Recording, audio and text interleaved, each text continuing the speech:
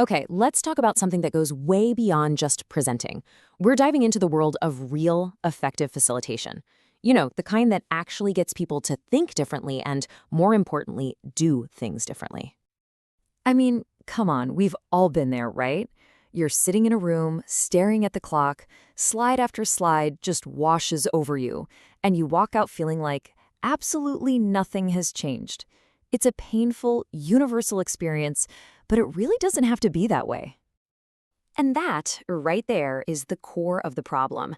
See, pretty much anyone can stand up and read bullet points from a screen, but it takes a whole other set of skills to truly guide a group, to spark that little light of understanding, and to actually get them excited to use what they've learned. So, what if you could actually learn how to get from being just another presenter to becoming a truly dynamic facilitator? Well, good news. There is a proven method for that, and we are going to break it down step by step.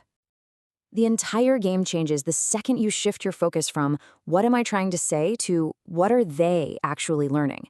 That's the heart of learner-centered training. It's all about creating this interactive space that actually adapts to how the people in the room learn best. All right, so how do we do it? How do we make that shift? Well, this whole explainer is built around 5 core competencies. This framework is pulled straight from a world-class Train the Trainer certification. Think of these as the 5 pillars that hold up any great, memorable training session. First things first, let's talk about the foundation of everything: confidence. And I don't mean arrogance. This is about projecting an authentic sense of control and knowledge that makes people want to listen and engage with you.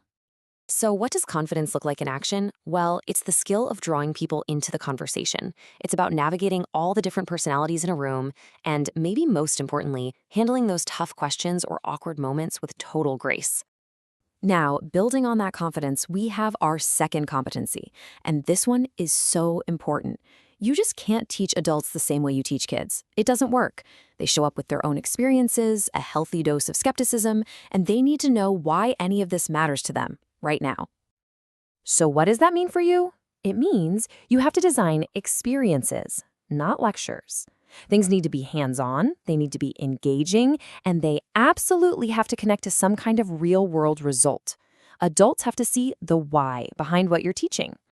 Of course, how you actually deliver the information is still a huge piece of the puzzle.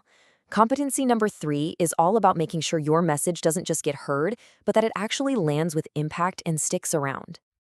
This is really about the presenter's toolkit. It's not just about spitting out facts. It's about weaving those facts into a story that people can connect with, using really clear language, and having great visuals that make complex ideas simple.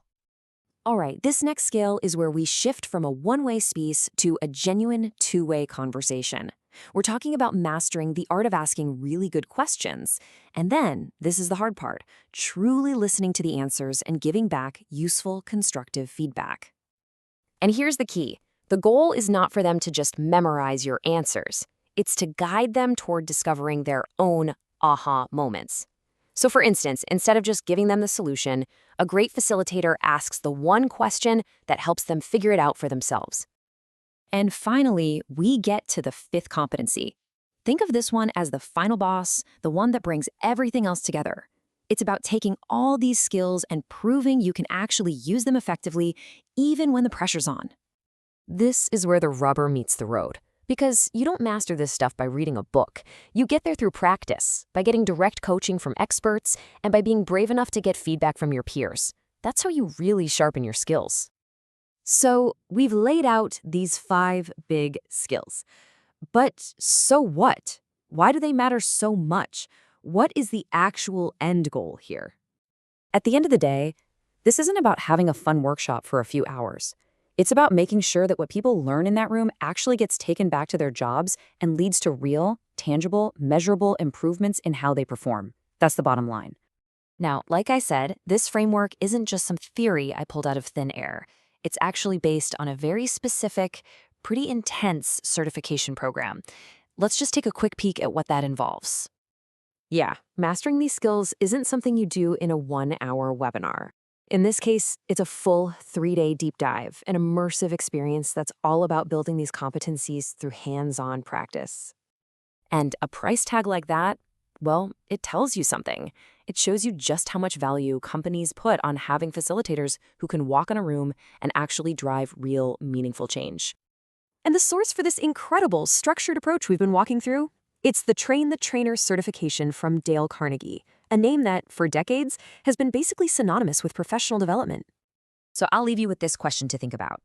Looking back at those 5 competencies, that confidence, understanding adult learners, delivering with impact, creating that feedback loop, and demonstrating professionalism, which one of those skills, if you really leveled it up, could completely transform the way you lead, the way you train, and the way you influence people?